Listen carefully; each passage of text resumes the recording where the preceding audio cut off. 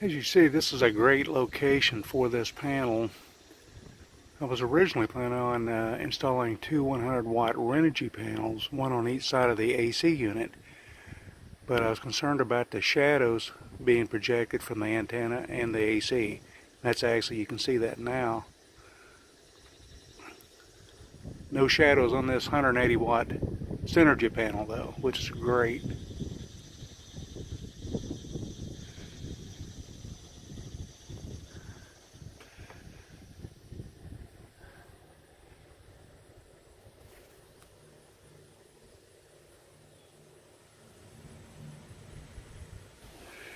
This is a view of the panel from the slide out side of the camper.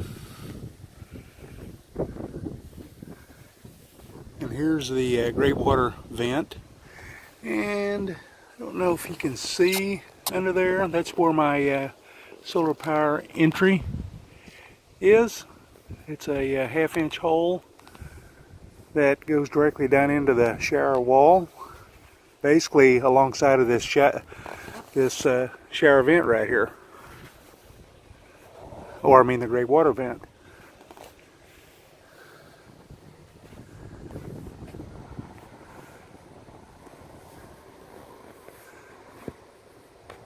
These little PVC supports, this is made out of PVC solid closet rod, work perfect right here.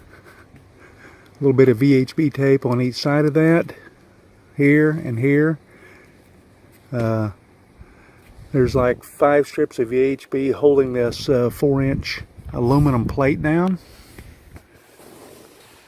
No holes into the roof of the camper whatsoever.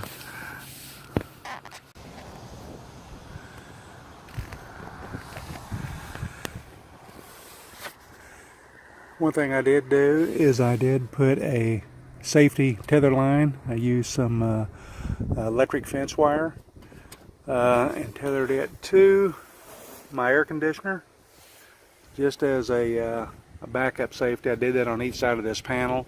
I'm not too concerned about the VHP tape releasing from the roof, but you never know when this fiberglass roof itself, you can see it's not all that great. It might crack and blow up. Last thing I want to do is that panel to hit a car behind me or someone alongside the road and hurt them. So air conditioning is fed all the way through this roof, and it's mounted very securely regardless what happens to this roof surface right here. So here's a view of the panel from the door entrance side of the camper.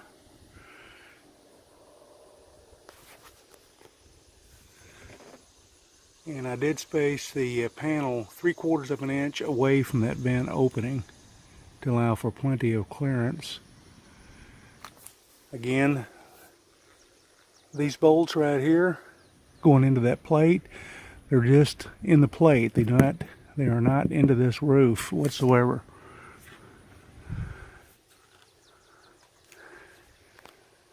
Did the same thing on this side with that PVC support supporting this cantilevered 4-inch piece of aluminum I have out there holding the panel down. I originally didn't think I needed it, and probably didn't, but it just gives it a lot more stability from bouncing up and down. Keeps the panel from flexing at a diagonal, maybe cracking something, one of the cells in the panel. That's the main reason why I put that on there.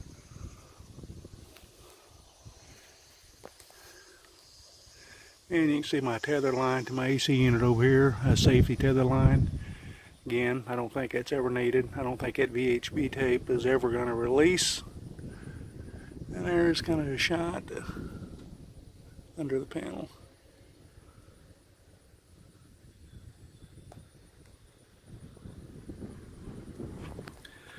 Okay, we're inside the camper now. Here's the final mounting of the charge controller. It's probably not going to be, it's putting out 20.6 volts from the panels. Right now at 0.64 amp, but it is just a maintenance charge on the battery. I could actually turn on my refrigerator and it'll crank it up. In fact, I did that. It cranked it up to about 9 amps. So if you follow this up to the ceiling, the gray water vent pipe is inside this wall that you can access through this panel. I believe all RPod 180s have that same access panel. So if you pull this panel off, you're going to see that vent pipe. And then you can take a mirror and a flashlight and actually look up this wall and make sure there's no wiring or anything you're going to drill through up here when you make that penetration in that wall. So that pipe is really coming right up to about here. And I notice I have some wiring up here. So my entrance penetration is about right here, I'm guessing. It's inside this wall here, so it's not visible from the shower side or this side. That wiring just goes right directly down the wall, inside the wall. I drilled 4 holes, this diameter of the wire. Drill the wire loops down. I put a 10 amp fuse on the solar wire, which is hidden behind this panel here. And then they're terminated to the battery charge controller right here. The battery wires, the wires goes to the battery. These wires actually tap into the Z amp solar wires that run directly to the battery. I'm in the bathroom now.